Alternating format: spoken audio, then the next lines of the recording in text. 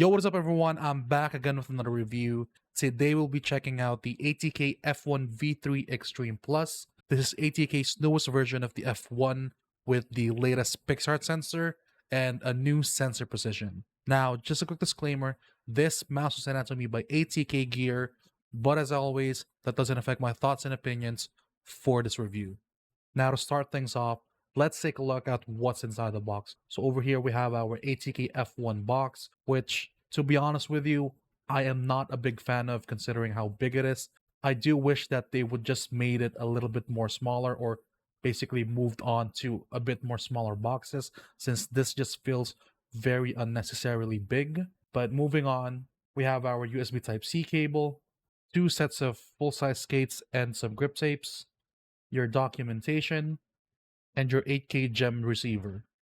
The build quality on the F1 V3 is honestly very solid out of the box. I haven't really had any issues with rattling, flexing, and creaking on the shell itself. And honestly, the onboard opticals feel very good on this mouse. It is arguably one of the best optical switches that I have tried so far. And overall, it is just a very good build quality from ATK. And I'm also honestly very surprised with ATK's build quality lately, especially with the amount of new mice, shapes, and versions they've been releasing.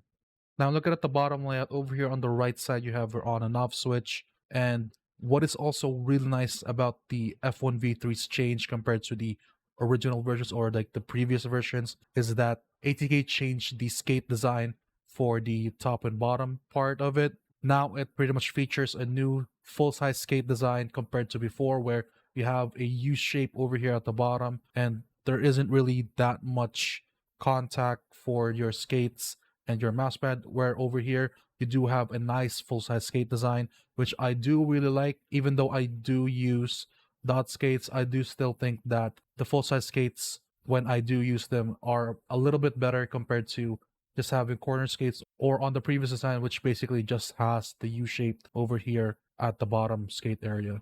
Now, I am using Talon Games grade dot skates, and it was really nice that the F1 V3 came with no skates installed, since I'm able to just use the skates that I wanted to, and instead of the skates already being pre-installed and have some leftover adhesive residue when I remove them, it's just basically nice to not have to deal with that at all and just use the skates that I personally want to, which is what I'm doing right now. Now, as for the coating, this is basically the standard ATK coating. It gets grippy when your hands get slightly warm and moist, kind of similar to Endgame Gear or Pulsar's coating. And in my opinion, it is very good even though I have grip tips on them. That's just my preference. I still do like the ATK coating that they have on most, if not all, of their mice. And overall, nothing real special about it. The coating just feels very solid and a very good job from ATK.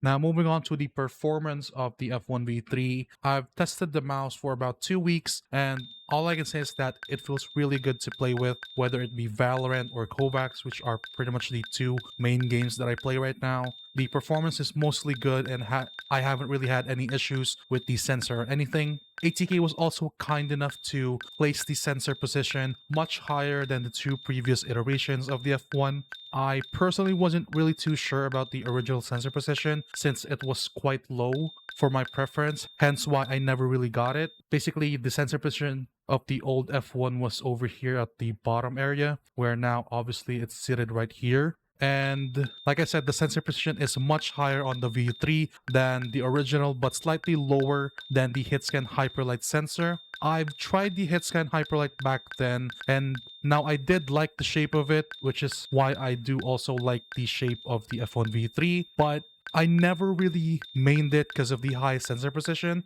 Now, the F1 V3 is kind of like that in a sense that it has a higher sensor position, but I still have mixed feelings on it since it is kind of weird when I change mice and the sensor position changes as well. Now, the F1 V3 Extreme Plus does have a new feature, which they are also calling the sensor virtual offset, which basically makes it feel like your sensor position changes based on what you've set it to.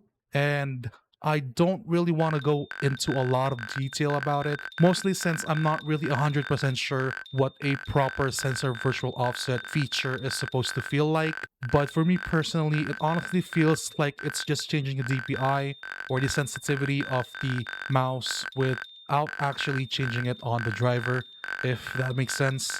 If you guys really want to learn more about it, Bardos made a very good video explaining it. I'll leave a link to the Twitter/X post that he made, basically explaining ATK sensor virtual offset. Now moving on, as for the clicks, like I said, they feel really good. The V3 Extreme Plus is using Omron opticals, which I've mentioned before on my previous reviews, which is arguably one of the best feeling optical switches on the market right now. And I really like how it feels and how light and spammable it is. And overall, I do think that the F1 V3's performance is very good, minus the part that the sensor precision is a little bit too high for my preference still. So I'm still having a bit of mixed feelings about this mouse as of now. Now, as for the shape of the F1 V3, it's basically a near one-to-one clone of the Headscan Hyperlight, which I've used before. And if you also owned a Razer Viper Mini, it's also quite similar to that, just much wider in my opinion. And looking at the shape of the mouse from the base, you can see that there is a slight taper on the sides, giving you a nice comfort groove for your fingers to rest and properly grip the mouse. The hump is also very nice and high, and it being a wider mouse, it gives you a lot of stability for your grip. If your grip basically places your upper palm on the actual hump of the mouse. And comparing it to the WL Mouse Beast G, which I will be making a review on soon, they're quite similar in shape, with the Beast G having a bit more aggressive tapered sides. I don't know if you can really see that on the camera, but you can definitely feel it in hand. There's definitely a difference between the two when it comes to the sides, and also the hump being much higher on the F1 V3 compared to the Beast G.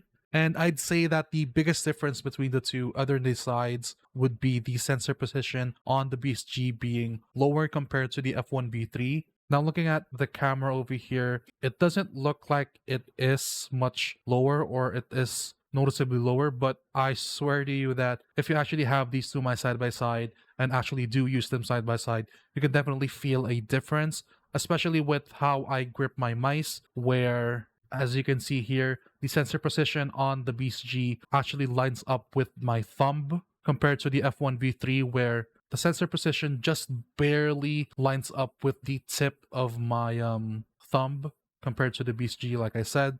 And that's why I'm just a little bit unsure with the F1 V3, because I do really like this shape a lot. It is very nice and comfortable, but the sensor precision is just still too high for my preference. And even though I've never really tried the F1 V1 or V2, I do think that the sensor position on those two mice are still going to be too low for my preference. But I'll maybe see if I can actually get my hands on the previous iterations of the F1 just to actually try them out side by side, but I'm not 100% sure when I'll be able to do that. And overall, I really like and enjoy the shape of the F1 V3. I do think that the F1 is one of ATK's best shapes, and I generally prefer it over their other flagship mice. Now, should you buy the ATK F1 V3 Extreme Plus, or basically just the F1 V3? Now, I definitely recommend trying this mouse out if you already have the old F1, or if you've wanted to purchase the old F1 but just wasn't sure about the sensor position like myself, then I think that the F1 V3 might be better for you. Or if you want to try the Headscan Hyperlight but it's either unavailable where you live, or it is much more expensive to buy compared to the F1 V3, then obviously go for the F1 V3 over the Hyperlight. But I wouldn't really recommend it if you're only buying it for the sensor virtual offset feature, or if you already have the old F1 version and are looking for an instant upgrade to it. I don't think that the updated version on the V3 Extreme Plus is enough to have a massive impact to how your old F1 performs, unless of course your old F1 already has the sensor issues, or basically issues overall. But other than that, I do think that the F1 is a really nice and comfortable mouse. I really enjoyed using it and have been performing pretty good on it. And overall, it is a very good mouse shape, whether it be the version 1, 2, or 3. It pretty much just all depends on your budget and preference. Anyways, that's it for my review of the ATK F1 V3 Extreme Plus. Now, yes, it is a handful to say the entire name of this mouse, and I honestly wish that ATK would shorten their mouse names a lot more. But anyways, if you guys want to check this mouse out, I'll make sure to leave a link down in the description below to where you can get this mouse, as well as the links to my affiliates and discount codes for other brands. Now, if you guys enjoyed watching this review, make sure to leave a like and subscribe to the channel. It helps a lot with the channel and for me to be able to make more videos like this for you guys. Now, thank you guys so much for watching, and I'll see you in my next video.